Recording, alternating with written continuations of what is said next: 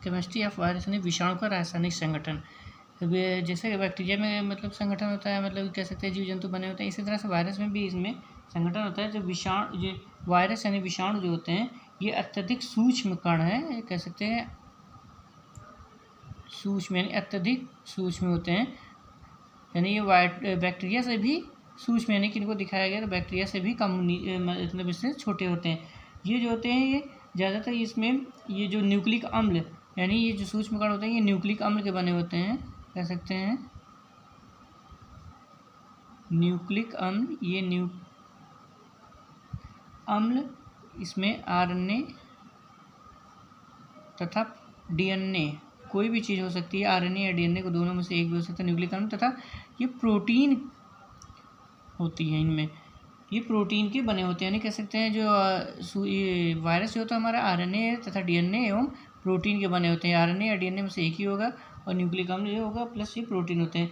वास्तव में जो विषाणु होते हैं ये बिना कोशिका का होता है, कह सकते हैं ये बिना कोशिका, यानी इसमें कोशिका जैसे कोई प्रावधान यानी जिस तरह से कोशिका होती है पाए जाते हैं, इस तरह से इसमें कोई व्यवस्था नहीं होती है। ये एक सूक्ष्म यानी कोशिका, कह सकते हैं बिना कोशिका का एक सूक्ष्म जीन है, सूक्ष्म जीन यानी कह सकते हैं जीन जो कैरेक्टर को ले जाने के एक स्थान से दूसरे स्थान पे मेन काम करता है, तो ये कह सकते हैं इसी को ये एक सूक्ष्म जीन का काम करता है, या सूक्ष्म जीन ही है जो प्रोटीन खोल से घिरा रहता है। एक प्रोटीन आवरण होता है जिसमें कवरिंग किया रहता है, उसी के अंदर ये पाया जाता है। इसमें ये कह सकते हैं विषाणु के अंदर न्यूक्लिक अम्ल होता है, यानी ये डीएनए न्यूक्लिक अम्ल या आरएनए, डीएनए या आरएनए होगा न्यूक्लिक अम्ल, प्लस ये जो होता है कवरिंग किया हुआ है, यानी इस डीएनए आरएनए को एक खोल जो होगा इसको कवर किए हुए रहेगा, ये प्रोटीन के आवरण से ढका होता है, यानी प्रोटीन के आवरण से इसके चारों ओर एक खोल होती है, इसी को कहा जाता है। यानी कि कह सकते हैं ये डीएनए आरएनए इसके अंदर प्रोटीन के खोल इसे कवर करके इसको सुरक्षित रखता है, कह सकते हैं। इसीलिए इसको जीन कहा जाता है, क्योंकि ये जीन का क्योंकि इसमें डीएनए आरएनए में भी होता है, डीएनए एक जीन पाए जाते हैं जो एक कैरेक्टर को ले जाने का काम करते हैं। इसी तरह से इसमें डीएनए आरएनए ही पाया जाता है और एक प्रोटीन आवरण होता है, तो इसीलिए इसको उसकी तुलना की गई है। पौधों में विषाणु में जो होता है इसमें मेन पौधों में जो है न्यूक्लिक अम्ल होगा, इसमें केवल आरएनए पाए जाएंगे, यानी पौधे के विषाणु जो इनको डिजीज फैला इन्फेक्टेड करते हैं इसमें इनके न्यूक्लिक अम्ल में आरएनए होगा, जबकि इसमें जो पौधों उसमें जंतुओं में जो होगा जंतु में आरएनए या डीएनए कोई भी हो सकता है, आरएनए या डीएनए होंगे और प्रोटीन का कवर होगा, इसमें चाहे होता है यानी प्रोटीन होगी, इसमें इसका खोल जो होगा पौधे में तो केवल ही आरएनए होगा और प्रोटीन खोल होगी इसमें जो इसको सुरक्षित करेगा, कह सकते हैं इसको एक स्ट्रक्चर प्रदान करता है। आरएनए प्लस प्रोटीन होगा, जंतु में आरएनए या डीएनए प्लस प्रोटीन होता है, इस तरह से इनमें पाई जाती है।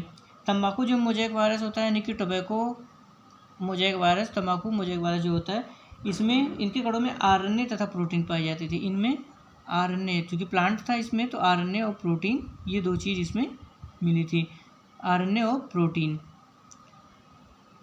प्लांट होने के कारण इसमें आरएनए प्रोटीन थी। बैक्टीरियोफेज जो विषाणु कण होते हैं इसमें डीएनए तथा प्रोटीन होता है। जो बैक्टीरियोफेज होता है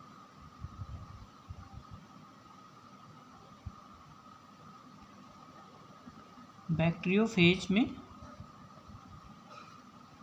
डीएनए होगा, इसमें डीएनए प्लस प्रोटीन पाई जाती है हमारी, यानी डीएनए प्लस प्रोटीन होती है इसमें।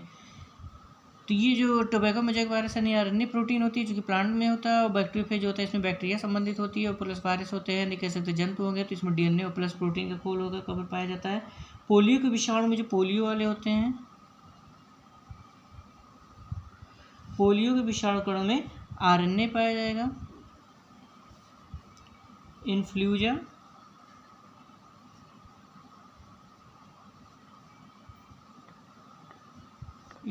में इनके विषाणु कणों में भी आरएनए होगा। इसमें जैसे टोबैको मोज़ेक वायरस में इसमें आरएनए प्रोटीन था, बैक्टीरियोफेज में डीएनए प्लस प्रोटीन थी, पोलियो में आरएनए पाया जाता है प्लस प्रोटीन कवर होगी, इन्फ्लुएंजा में भी आरएनए प्लस प्रोटीन कवर होगी। इसी के कन्फर्म हो गया कि विषाणु जो था न्यूक्लियो प्रोटीन के कण हैं, फिर भी ये निर्जीव हैं, यानी ये न्यूक्लियो प्रोटीन के कण तो हैं लेकिन ये फिर भी नीचे निर्जीव, क्योंकि इनमें प्रोटोप्लाज्म नहीं पाया जाता, क्योंकि जीवित यानी कोशिका में जो मेन प्रोडक्ट होता है, कह सकते हैं जीवद्रव्य या प्रोटोप्लाज्म जो होगा, प्रोटोप्लाज्म ये अनुपस्थित होता है, यानी प्रोटोप्लाज्म इसमें नहीं पाया जाएगा। इसीलिए इनको जो है निर्जीव कहा जाता है, क्योंकि प्रोटोप्लाज्म जरूरी होता है जिसमें के अंदर सारी जीवन की एक्टिविटी यानी सारी क्रियाएं इसमें संपर्क होती हैं। तो ये जीवद्रव्य अनुपस्थित होने के कारण ही विषाणु को इसमें निर्जीव की श्रेणी में यानी निर्जीव की श्रेणी में रखा जाता है। और जब ये एंट्री करता है, क्योंकि जब एंट्री करेगा जो किस कोशिका में जाएगा, किसी सेल में जाएगा, तो अपना न्यूक्लियर मटेरियल जाएगा और वहाँ पे प्रोटोप्लाज्म इसको मिल जाएगा, यानी प्रोटीन इसमें जीवद्रव्य जो होगा प्रोटोप्लाज्म मिलेगा, इसलिए उसके अंदर ये बिखरेगा, तो ये अपना काम करेगा, तो वहाँ पे जीवद्रव्य या प्रोटोप्लाज्म मिल जाएगा, इसलिए वहाँ पे जीवित जैसी कंडीशन इसमें अडॉप्ट हो जाती है, जीवित जैसा ये बिहेवियर करते हैं। इसीलिए इनको कहा गया है कि ये निर्जीव होते हैं। इनको प्रोटोप्लाज्म यानी जो मटेरियल होता है ये कह सकते हैं प्रोटोप्लाज्म जीवद्रव्य जो होता है ये नहीं होता है। विषाणु कणों में केवल डीएनए या आरएनए का एक कुंडलित सूत्र होता है। जो विषाणु होगा यानी जो वायरस होता है ये, इसमें केवल एक जो आरएनए या डीएनए का या ये इन्हीं का एक कुंडलित सूत्र होगा। इस तरह से कुंडलित सूत्र होगा या कुछ भी कह सकते हैं इस तरह से जो होगा, या अपने आपस में इस तरह से कुंडलित धागा जैसा स्ट्रक्चर होगा जो इसका केंद्रीय भाग बनाएगा। ये सेंटर में होगा जिसे इसमें केंद्रीय भाग होगा, जिसे आप केंद्रीय कोर कहते हैं, केंद्रीय कोर, या इसी को सेंट्रल कोर कहा जाता है। यानी कह सकते हैं सेंटर पार्ट बनाएगा यानी इंटरनल पार्ट बनाएगा, इसीलिए इनको सेंट्रल कोर कहा जाता है। यानी बीच का भाग बनाएगा, सेंट्रल का पार्ट बनाता है, इसलिए सेंट्रल कोर यानी इसमें केंद्रीय कोर कहा जाता है। और शेष भाग जो प्रोटीन के अणु यानी जो इसको कवर करेगा, इसको ढकने का काम करता है, ये अणुओं का एक मोटा सुरक्षात्मक खोल बन जाता है प्रोटीन का, जिसे कैप्सिड कहेंगे हम, कैप्सिड, या इसको कैप्सिड इस तरह से होगा इंग्लिश में। तो ये वर्ड होंगे यानी कैप जानते हैं कि हमारे क्या होते हैं, कवर होती, टोपी होती, कैप होता है। तो इस तरह से अन्य को एक कवरिंग करने, कैप करने के लिए उसके अंदर एक खोल होती है, उसी तरह से इसको उसी के नाम पे कैप्सिड बनाएंगे, इसके अंदर साइड में रखा गया। तो ये कैप जो होती है उसको प्रोटेक्ट करती है, इसलिए कैप जैसा स्ट्रक्चर है, इसीलिए इसका नाम कैप्सिड रखा गया है। किसी किसी विषाणु में खोल के जो अंदर जो खोल जो होता है, ये कवर जो होता है, प्रोटीन होती है। प्रोटीन के अलावा इसमें कार्बोहाइड्रेट तथा वसा भी कुछ मिल जाते हैं। कुछ किसी में कार्बोहाइड्रेट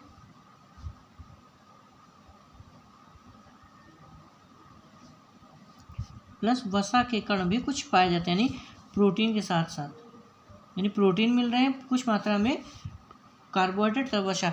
ये बहुत रेयर केस में यानी बहुत कम मात्रा में होते हैं, लेकिन किसी किसी में ही रेयर गैस पाए जाते हैं। इसलिए जो केंद्रीय कोर जो होता है संपूर्ण विषाणु का 6% तथा कैप्सिड जो होता है 94% भाग होता है। यानी ये जो केंद्रीय कोर बनाएगा, टोटल जो केंद्रीय कोर होगा, केंद्रीय कोर ये टोटल विषाणु का जो होता है 6% यानी 6% बनाएगा। और जो इनका कैप्सिड वाला भाग होता है,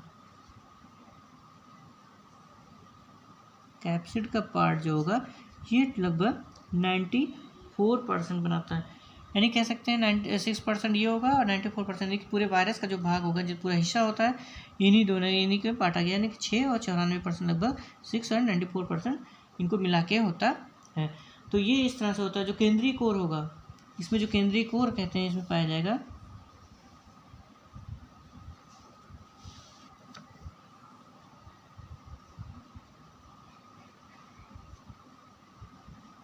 केंद्रीय कोर जो होता है, ये जो होता है विषाणु का न्यूक्लिक अम्ल भी एक आनुवंशिक पदार्थ होता है जो डीएनए या आरएनए का होता है। और अन्य सजीव कोशिकाओं में विपरीत इसका डीएनए एक सूत्रीय तथा आरएनए सूत्रीय जो होता है, अर्धसूत्रीय कह सकते हैं, द्विसूत्रीय होगा। यानी जो ये केंद्रीय कोर है, इनमें जो न्यूक्लिक अम्ल एक आनुवंशिक पदार्थ का काम करता है। जो न्यूक्लिक अम्ल होगा,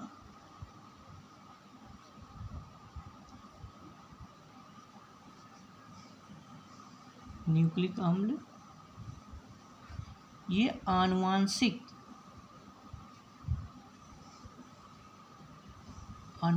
पदार्थ है, आनुवंशिक पदार्थ है जो डीएनए या आरएनए होगा, डीएनए या आरएनए होगा। अन्य सजीव कोशिकाओं के विपरीत इसका डीएनए जो होता है, जैसे सब में होता है कि आरएनए जो जंतु कोशिकाओं में होता है आरएनए एक सूत्री होता है, लेकिन इसमें जस्ट अपोजिट होता है, यानी जो डीएनए होगा ये एक सूत्री होगा। बाकी जंतुओं में जो होता है डीएनए जो होता है द्विसूत्री होता है, और इसमें जो होता है आरएनए जो होगा ये द्विसूत्री होगा, यानी डबल थ्रेड होगी, यानी डबल धागे होंगे। यानी डीएनए जो होगा एक सूत्री होगा, एक जगह धागे जैसा होगा, और डीएनए जो होगा ये डबल धागे जैसे इसमें सॉरी आरएनए जो होगा ये द्विसूत्री होगा, डबल धागे इसमें पाए जाएंगे। आरएनए हमारा और डीएनए जो होगा एक होगा, जबकि अन्य जंतुओं में जैसे होता है इसमें अपोजिट होता है, डीएनए जो होता है द्विसूत्री होता है, आरएनए एक। लेकिन ये वायरस के कंडीशन में इसमें जो होता है डीएनए एक सूत्री होगा, आरएनए हमारा इसमें द्विसूत्री होगा। तो ये इसमें स्ट्रक्चर फिगर दिखाया गया है। इसमें जो बताया इसमें जो होता है अंदर का भाग जो होता है टोटल ये बनाता है, न्यूक्लिकम का होता है ये पूरा कुंडलित भाग में इस तरह से दिखाया गया है। और यहाँ पे आउटर जो लेयर ये होती है इसमें कैप्सिड खोल का होता है, तो ये आपका इसमें प्रोटीन का जो बाहर आउटर पार्ट दिखाया गया है ये कब प्रोटीन का खोल होता है। ये जैसे इसमें प्रोटीन ये इंटरनल पार्ट होता है, इसका जैसे इसमें दिखाया गया है, इसमें कैप्सिड जो बाहर वाला कैप टाइप का होता है ये कैप्सिड हो गया। अंदर का भाग जो होगा ये सेंट्रल कोर होता है, ये अंदर वाला सेंट्रल कोर हो गया, ये बाहर का कैप्सिड हो गया। इसी तरह इसमें है। और तो ये जो होता है प्रोटीन, और ये इन्फ्लूजा के वायरस इस तरह से पाए जाते हैं, गोल जैसे स्ट्रक्चर होगा। ये चेचक का वायरस सबसे बड़ा वाला होता है, इसमें कह सकते हैं पोलियो का इस तरह से गोल स्ट्रक्चर होगा। और ये जीवाणु भोजी यानी कह सकते हैं बैक्टीरियोफेज जो होगा ये इसमें इस तरह से स्ट्रक्चर पाया जाता है, यानी टैडपोल स्ट्रक्चर जो है कुंडलित भाग ये इसका केंद्रीय भाग कोर होगा, और उसके बाद नीचे इसमें ये प्रोटीन आवरण होगा इसकी कवरिंग। इसके बाद इसमें टेल जैसी पूछ स्ट्रक्चर पाई जाती है, यहाँ पे पूछ प्लेट होती है, और ये पूछ तंतु होते हैं।